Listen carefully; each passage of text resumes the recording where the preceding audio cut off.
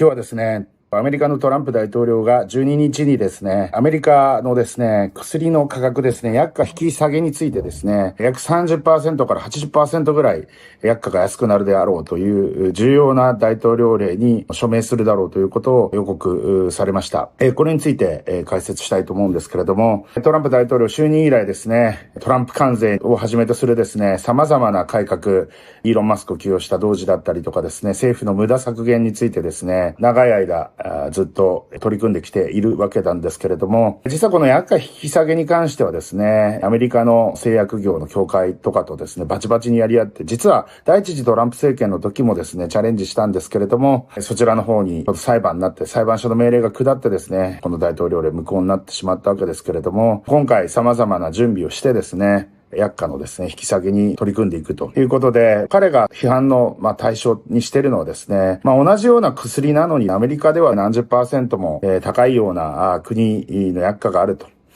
それに関して言うとですね、一応メディケアみたいなものはあるんですけれども、基本的には民間保険に入るのが基本で、国民皆保険の国では基本的にはないわけですけれども、がゆえにですね、民間企業の自由競争原理みたいなものが重要視されている部分。この辺はですね、共和党の政策にも被る部分もあって、自由競争であるがゆえに、薬価もですね、高止まりしている部分もあるというところもあるのかなと。製薬会社すべても大手になってきていて、集約化が進んでいて、膨大な研究開発費、薬のね、研究開発費が薬価の高い原因だというふうに、その製薬会社は主張してるんだけれども、そんなものには根拠がないというのがトランプ大統領の主張なわけなんですけれども、両者これ法的闘争に行くというふうに思われます。実際ですね、他の国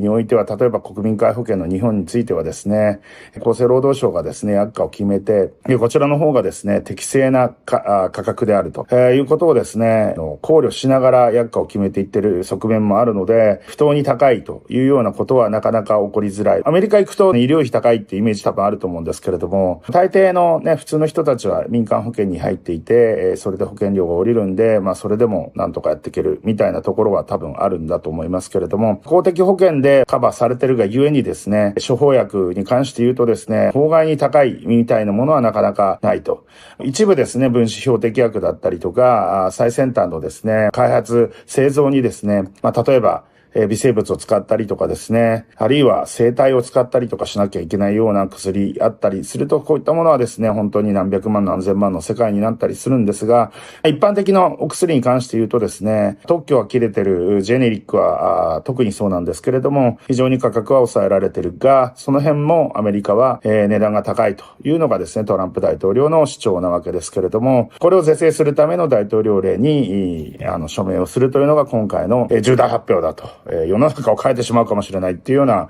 そういったお話でございます。ファイザーをはじめとするですね、大手の製薬企業、アメリカに、ある程度集まっている部分もあります。とはいえですね、ヨーロッパ系の会社もいくつかありますので、そういったところに対して関税プラス、そういった圧力をかけていく、こういった狙いもあるのかなと。これもメイクアメリカグレーターゲインの一つであるというふうにトランプ大統領主張しておりますが、第一次に比べてですね、第二次、非常にパワーアップしているので、法廷闘争に関してもですね、負けないようにですね、様々な方策を用意してですね、戦ってくるというふうに思います。トランプ大統領をですね、支持している、アメリカの特に南部の貧しい白人の人たち、まさに、刺さるような政策でもありますので、今後の展開がですね、注目されるところでございますということで、今日はこの辺で終わりたいと思います。よろしく。